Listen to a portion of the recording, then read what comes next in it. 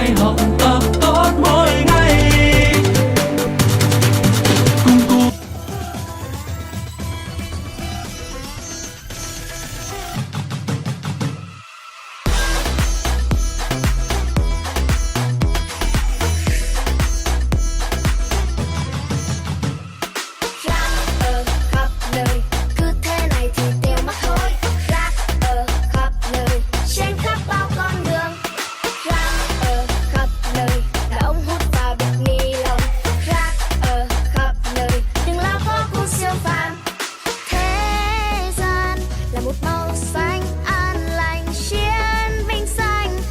nơi mà ta thương yêu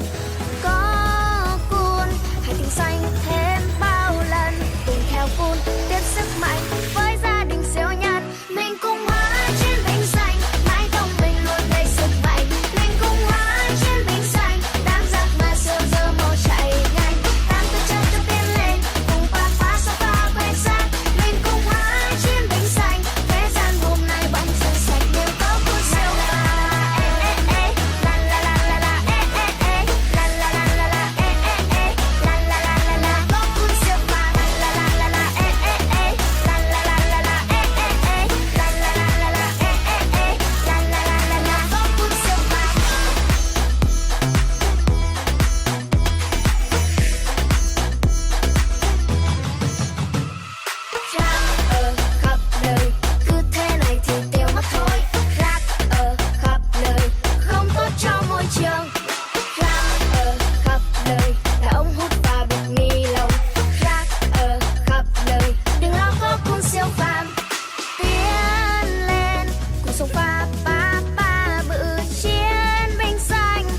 nơi mà ta thương yêu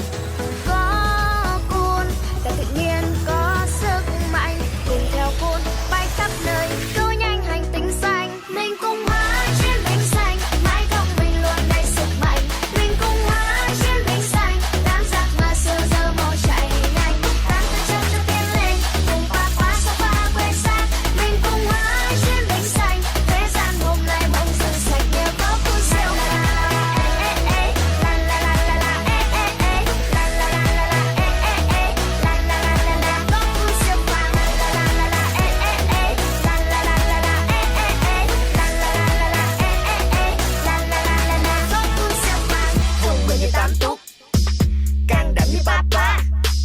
nhanh nhẹn như chớp chớp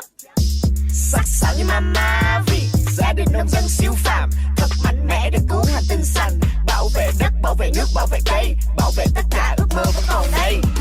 tiến lên cùng sông pha ba ba bự chiến binh xanh bảo vệ nơi mà ta thương yêu có cun là tự nhiên có